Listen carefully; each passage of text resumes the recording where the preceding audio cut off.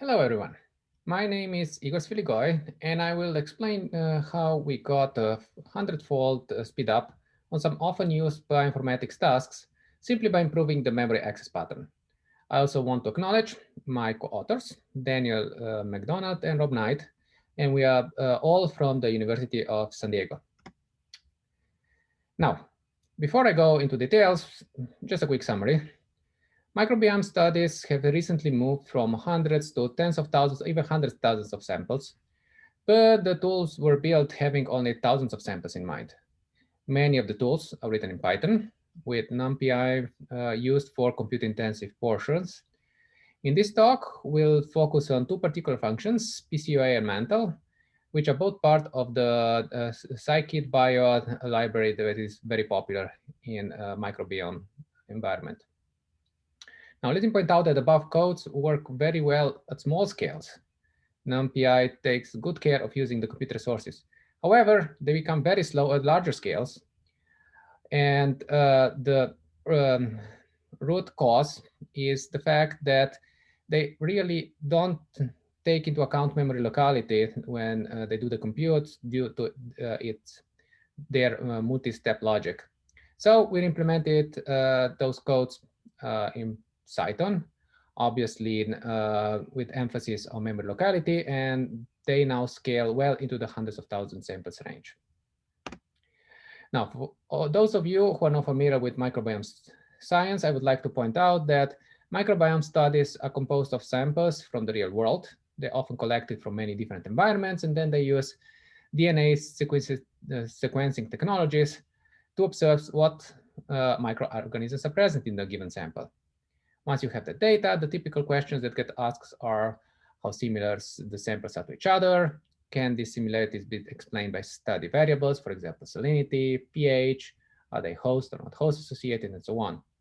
Moreover, they also want to know how correlated are distance matrices created by different methods, because there are many ways you can use. And finally, let me point out that scientists often compare samples they collected by themselves with samples from other studies to get a better understanding what's going on. And this increases the total number of samples to consider by a lot. So the problem can become big very fast. Now, I mentioned memory locality. Why is that important? Well, CPU compute is several orders of magnitudes faster than access to DRAM. For example, in the main test CPU, which is an Intel Xeon Gold 6242, it takes about 100 cycles to load a cache line from DRAM. So in order to make good use of the compute resources, CPUs have internal caches to speed up access. However, they are limited in size because they are very expensive to implement. And for example, Xeon has 3 levels of cache. The first level is fast. It takes only 4 cycles to load the data into memory, but it's only 32 kilobytes per core. The level 2 cache, it's already quite slower at 14 cycles, but it's a sizable 1 megabyte per core. The level 3 cache, it's getting quite slow at 50 cycles, but it's 22 plus megabytes per chip.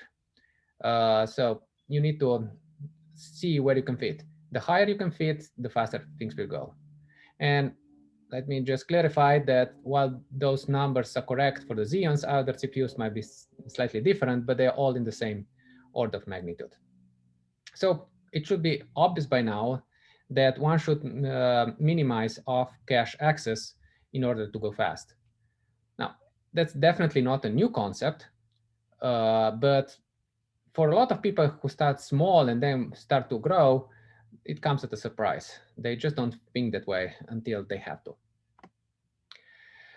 So let's start with the first of the improved functions, PCOA, which is used to perform a principal coordinate analysis on a distance matrix. Now, looking at the implementation, we noticed that it was really composed of 2 parts. One first centers the matrix, and then it does the compute of the approximate eigenvalues. And surprisingly, it was the centering of the matrix that was the most expensive, and by orders of magnitude. Why is it so? The amount of compute should be quite minimal. Now, looking at the original implementation, you see it's very simple and elegant, but it is definitely not memory efficient. See how many steps we have. Let's see, we go here. So we do 1, 2, and then 3, 4, 5, 6, 7, 8. And each operates on a whole matrix.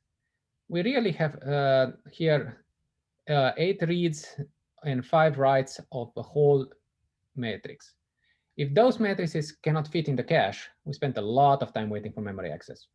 So while the code was quite effective on small scale, it became very slow on a large number of samples. Now, to get the speed up, we need to keep the active buffer in cache. And we do that by exposing the parallelism, which means doing most of the compute in the inner loop. Plus, we will use a tiled approach when appropriate.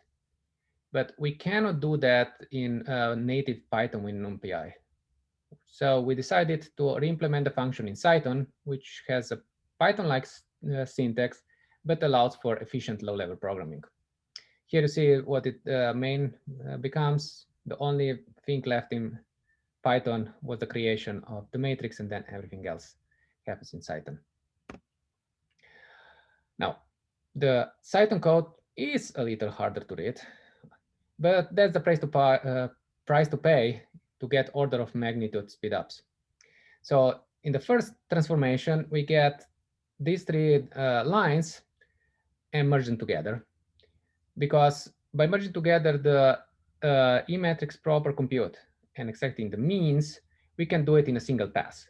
So instead of having many buffers to handle, we get it just in the single pass, much faster. And then we push the additions and the subtractions down here into the inner loop. And we use also a tiled approach since we have to access data in 2 orthogonal dimensions. So we don't want to trash the cache. You have to do it in small tiles at a time. Now, of course, the code is a little longer since we explicitly explore for loops, but it's also much faster. And here is just how much faster it is. We see it's up to 30 times faster, and the bigger the problems, the more you gain. I have just a few data points here, but you can see that, for example, 70,000 times 70,000 goes from 125 seconds to 4 seconds. And at 100K times 100K, we get to 254 to 9 seconds. So that's a huge speed up. Now, one thing to notice is that the original NumPy implementation did not gain at all going from 1 to many cores. Actually, this got slower. We didn't investigate why. We used the regular version that came from Conda, but that's what we measure. And our code has absolutely no problem with it. We see we get almost linear speed up on most data points. And that's what I have of PCOA. Let's now look for the second function, which is Mantle. And it's used to compute the correlation between 2 distant matrices using the Mantle test. It uses a Monte Carlo procedure, computing a correlation function over 1,000 of permutations of the input matrix, which means that it will be very slow if the matrices cannot fit in the CPU cache. And it doesn't take that many samples to get there. So let's have a look at the original implementation. Again, very simple, elegant, but not memory efficient. And additionally, unlike PCOA, it uses an external function that we got from here. Now, since we want to optimize this and push it into the inner function, we will need to look into it. We cannot treat it as a black box. The original programmer did not have to worry about that. He just used it, but we cannot do that. However, looking into Persona, actually it was good because it exposes some additional optimization opportunities. First, we see that the second parameter is always the same. So there's no point in calculating over again. We just use it once. And if we know a little bit of math, you will also know that computing mean and norm on a permuted matrix is exactly the same as computing it on the original matrix. So even the first parameter, most of the compute is exactly the same. So we can reduce a lot of redundant compute. And indeed, the problem becomes just a permuted multi-matrix dot operation. And we just have to pre-compute all the inputs once instead of doing it over and over again, which of course makes it much faster. Now, the code is definitely harder to read than it was before, but it's really not much longer. And most of the code is actually in Python now. Only the multi-matrix dot compute is in Python, and everything else just in Python, just moved around because we can do a lot of stuff just once instead of doing it thousands of times. So we can look at what this means in terms of speedups, and yeah, it's much faster, not surprisingly. We get up to 200 times faster because not only we access the memory way more efficiently, we actually do a lot less compute. And for example, here for the 20 times at 20,000 on a Xeon, we go from 18K to 100. The AMD actually was much faster on the original one, gets about the same speed on the new one.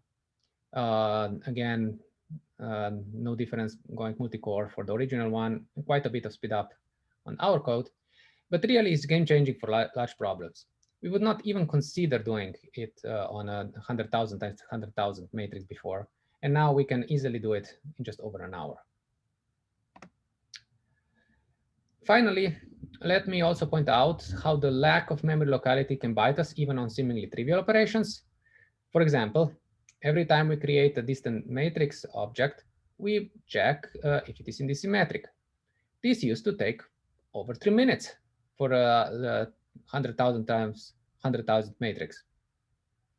With a little bit of refactoring, we managed to get it down to 5. How? Well, exactly like before. We implement it in Python instead of going the elegant solution. See, we go from this to this. Yes, it's a little harder to read. We have multiple for loops, but it's also orders of magnitude faster. Remember, 3 minutes to 5 seconds. It's well worth it. And this is really all I have. So in summary, we re-implemented 2 often used functions, PCOA and Mantle, plus the related object validation functions, and now the code runs about 100 times faster. The root cause was over-reliance on standard libraries, in this case, the Python's NumPy. The code was simple and elegant, but not memory efficient. Instead, we use lower level constructs to get memory locality, and by using Cython to push most of the compute into the inner loop, we managed to get the speedups I mentioned before. And really, to conclude, I believe that this will greatly help the microbiome community because the improvements were accepted into the scikit-bio library code base and now used can be used by anybody without any changes in the API. So it's just faster for anybody to use. And just acknowledgement that this work was partially funded by the NSF under these grants. Thank you.